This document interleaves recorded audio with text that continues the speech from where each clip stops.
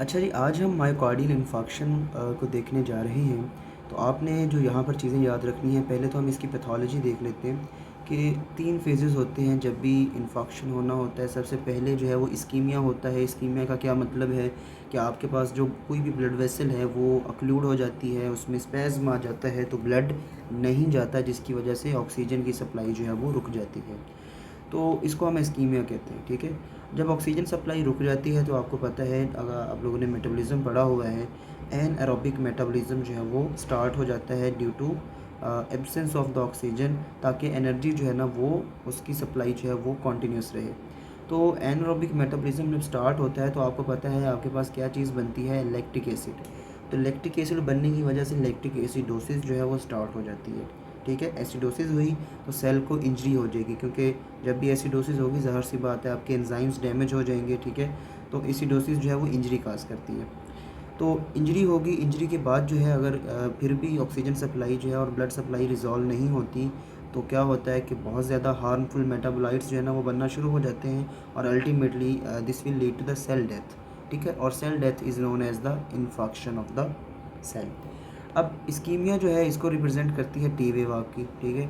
Ischemia के अंदर आपको टी वेव जो है वो उसकी इन्वर्जन मिलेगी। T wave inversion is seen in the ischemia.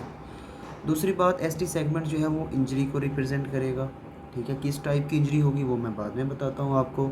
और जब इन्फाक्शन हो चुका होगा, ठीक है, आपको सेल डेथ हो गई है, तो आपकी जो है यू वेव एक जो है बनती है, जिसको Q wave, sorry you wave नहीं कहते इसको, इसको डीप क्यू वेव कहते हैं।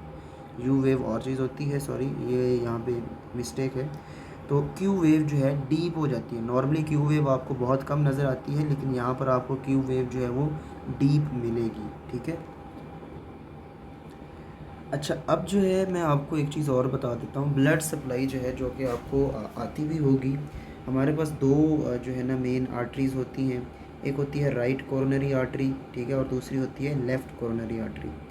अब राइट कोरोनरी आर्टरी जो है ना वो उसकी जब ब्रांचिंग होती है तो एक राइट मार्जिनल ब्रांच बनती है, और एक जो है वो पोस्टीरियरली चली जाती है, जिसको हम कहते हैं पोस्टीरियर डिसेंडिंग ब्रांच, ठीक है। जबकि लेफ़्ट साइड पे लेफ़्ट कोरोनरी आर्टरी आती है और वो डिवाइड करके एक ब्रांच जो है उसकी पोस्टीरियरली ऐसे मूव कर जाती है, जिसको हम सर्कमफ्लेक्स कोरोनरी आर्टरी कहते हैं, और एक सीधी नीचे आती है जिसको हम एंटीरियर डिसेंडिंग ब्रांच कहते हैं, ठीक है। तो राइट कोरोनरी आर्टरी आई, उसकी एक ब्रांच निकली मार्जिनल ब्रांच, और एक चली गई पीछे पोस्टीरियर डिसेंडिंग। और इधर लेफ़्ट कोरोनरी आर्टरी की एक ब्रांच है सर्कमफ्लेक्स, जो कि ऐसे पीछे मूव चली जाएगी, और एक ये है एंटीरियर डिसेंडिंग। बस ये आपको याद होनी चाहिए, क्योंकि इसको हमने देखना है अभी कि कहाँ पर डैमेज होगा तो किस आर्टरी के अंदर इशू हुआ हुआ है। अच्छा, ये हमने पहले ही देखा हुआ है, ये जो लोकेशंस हैं ये हम बाद में देखते हैं, और मैं आपको मज़ीद इसमें अच्छी बता दूंगा। अच्छा, यहाँ पे ये जो है नॉर्मल ईसीजी है, आपको पता है, ठीक है। अब सपोज इस्कीमिया हुआ, हमने 3 स्टेप्स पढ़े थे, इस्कीमिया, इंजरी और इन्फेक्शन। इस्कीमिया में टी वेव आपको इन्वर्जन मिल रही है, ठीक है, टी वेव डीप होती जा रही है। जब इंजरी हो जाएगी तो आप देखें एसटी सेगमेंट जो है वो एलिवेट कर रहा है, एसटी सेगमेंट एलिवेट करता जा रहा है, ठीक है। और जब इन्फेक्शन हो जाता है तो आपको ये देखें क्यू वेव जो है ये बहुत ही प्रोमिनेंट नज़र आ रही है। यहाँ पे आपको क्यू वेव जो है वो कहीं भी उस तरह से प्रोमिनेंसी जो है उसकी नज़र नहीं आ रही थी, लेकिन यहाँ पे क्यू वेव देखें आपको फुल ऑन प्रोमिनेंट जो है वो नज़र आ रही है। अच्छा, अब इसमें जो है ना डिफरेंट स्टेप्स होते हैं, वो मैं आपको बताता हूँ। अच्छा, आपके जहन में आ रहा होगा कि इस्कीमिया जब होता है तो क्या ऐसा इशू होता है कि ये प्रॉब्लम क्यों आ रहा है।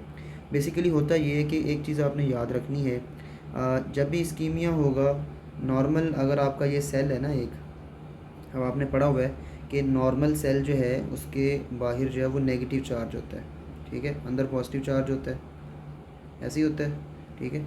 जब आपका जो है वेव आती है तो ये जो है पॉजिटिव में कन्वर्ट हो जाता है, डीपोलराइजेशन स्टार्ट हो जाती है, ऐसे ही होता है। अब जब इस्कीमिया, जहाँ पर जिस एरिया के अंदर सपोज़ यहाँ पे इस्कीमिया है तो यहाँ पर ब्लड नहीं आया, यहाँ पर ब्लड नहीं आया, तो ये एरिया नेगेटिव ही रहेगा, ठीक है। ये एरिया नेगेटिव रहेगा, जिसकी वजह से यहाँ पे डीपोलराइजेशन जो है वो नहीं होगी, आगे बाकी एरियाज़ के अंदर डीपोलराइजेशन हो जाएगी। तो इस्कीमिया के अंदर जो है इस्कीमिक पार्ट जो है वो नेगेटिवली चार्ज होता है, ठीक है। ये बात अपने जहन में रखें। अब जो जब इंजरी हो जाती है, अच्छा, इस्कीमिया के अंदर ये नेगेटिव पार्ट एसटी सेगमेंट इसमें डिप्रेस हो सकता है, ज़रूरी नहीं है कि ये वहीं रहे। एसटी सेगमेंट डिप्रेस हो सकता है। उसकी रीज़न भी ये है कि नेगेटिव चार्ज जो है वो ईसीजी मशीन उसकी डिफ्लेक्शन जो है बेसिकली कहाँ शो करेगी, ये अगर आइसो इलेक्ट्रिक लाइन है तो वो क्योंकि नेगेटिव है, उस एरिया को नेगेटिव शो करने के लिए एसटी सेगमेंट डिप्रेस हो जाता है। ठीक है, अगर इंजरी हो जाएगी तो इंजर्ड एरिया जो है वो पॉजिटिवली चार्ज होता है, ये याद रखें। इंजर्ड एरिया जो है वहाँ पर क्योंकि इंजरी हो गई है तो इलेक्ट्रोकेमिकल बैलेंस जो है वो चेंज हो जाता है। ठीक है, डैमेज हुआ, सारा चार्जेस जो है ना वो ऊपर आ गए, वो पॉजिटिव हो जाता है जो इंजर्ड एरिया होता है। इस वजह से जो इंजर्ड एरिया होगा वहाँ पर जो डिफ्लेक्शन होगी ईसीजी मशीन के अंदर हमें नज़र आएगी, वो आइसो इलेक्ट्रिक लाइन से ऊपर होगी, पॉजिटिव साइड पे डिफ्लेक्शन है, एसटी सेगमेंट एलिवेट किया होता है। तो ये आपने याद रखना है, इस्कीमिक एरिया जो है वो नेगेटिवली चार्ज होता है, इंजर्ड एरिया जो है वो पॉजिटिवली चार्ज होता है। अब आपके जहन में आएगा तो फिर इन्फेक्शन, जो इन्फॉक्शन है उसका क्या मसला है, तो ये न्यूट्रल होता है। ठीक है, इसके ऊपर कोई चार्ज नहीं होता। तो फिर आपके जहन में आएगा कि ये फिर क्यू वेव क्यों बन जाती है, एसटी सेगमेंट एलिवेट क्यों करता है। होता ये है कि अगर सपोज़ ये मैं आपको इसको आप ये ऐसे सपोज़ करेंगे, ये सेल ही है, कार्डिक सेल है। ठीक है, ये इसको सेपरेट बना लेते हैं, ये कार्डिक सेल है। ठीक है, अब वो एक जगह से हो गया डैमेज, यहाँ से सपोज़ करें डैमेज हो गया, इन्फॉक्शन हो गया वहाँ पे।